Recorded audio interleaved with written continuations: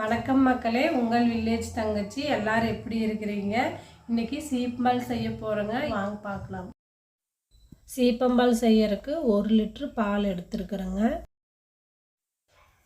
நாட்டு சக்கரை 300 கிராம் எடுத்துருக்குறேங்க. வேணுன்னா நீங்கள் அதிகமாக சேர்த்துக்கலாம். சுக்கு பொடி 1/2 ஸ்பூன், குருமிளகு 1/2 ஸ்பூன், ஏலக்காய் பொடி 1/2 ஸ்பூன் எடுத்துருக்குறேங்க. மிளகை நல்லா பொடி பண்ணி எடுத்துக்கலாங்க.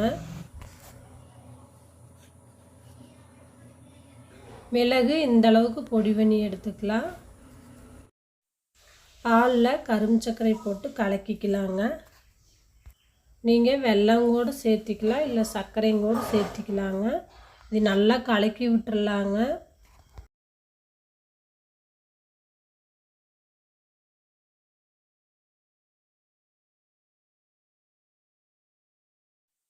இது கூடயே ஏலக்காய் தூள் சேர்த்திக்கலாங்க. நான் சர்க்கரை கூட போட்டு அரைச்செடுத்து வச்சுருக்குறேங்க.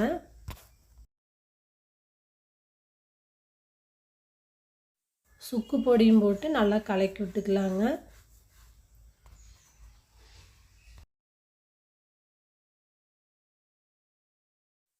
மிளகுத்தூளும் போட்டு நல்லா கலக்கி விட்டுக்கலாங்க.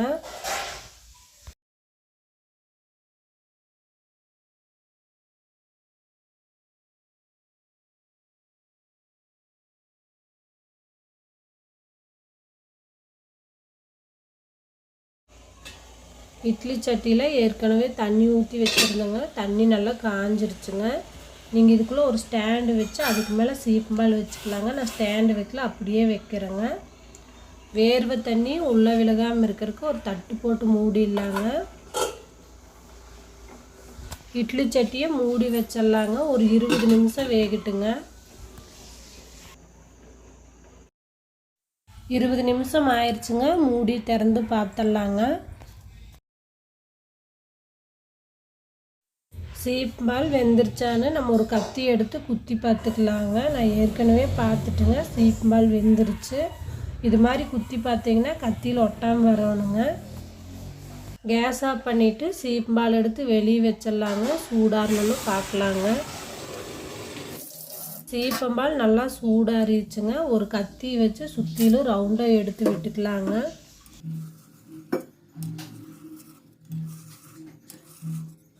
ஒரு தட்டம் வச்சுங்க, தலையில கொட்டி மேலே ஒரு 2-3 தட்டு தட்டினா அப்படியே சீப்பம்பால் விழுந்துருங்க.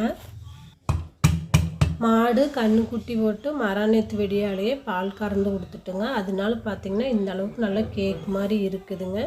இதே மராநேத்து கொடுத்துருந்தாங்கன்னா தண்ணி மாதிரி தாங்க இருக்குது. சீப்பம்பால் ரெடி ஆயிடுச்சுங்க. இப்போ பீஸ் போட்டுக்கலாங்க. சீப்பம்பாலில் பார்த்திங்கன்னா அவ்வளோ சத்துமானம் இருக்குதுங்க. நம்ம தாய்ப்பாலில் எந்த அளவுக்கு சத்துமானம் இருக்குதோ அந்த அளவுக்கு சீப்பம்பாலில் சத்துமானம் இருக்குதுங்க. சுக்கு, மிளகு, குருமிளகு இதெல்லாம் போட்டதுனால சாப்பிட்றதுக்கு அவ்வளோ டேஸ்ட்டாக இருக்குங்க. சீப்பம்பால் பீஸ் போட்டு எடுத்தது பார்க்குறக்கே கேக் மாதிரி எவ்வளோ நல்லா இருக்குதுன்னு பாருங்கள்.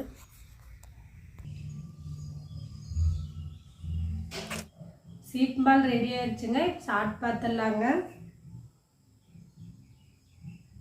பாருங்கள் எவ்வளோ கட்டியாக எவ்வளோ நல்லா இருக்குன்னு. இது 2ஆம் நேத்து பால் தாங்க, ஆனால் நல்லா கட்டியாக இருக்குதுங்க. 3ஆம் நேத்து பால்னால் கொஞ்சம் தண்ணி மாதிரி ஆயிருங்க. சாப்பிட்டு பார்த்துடலாங்க.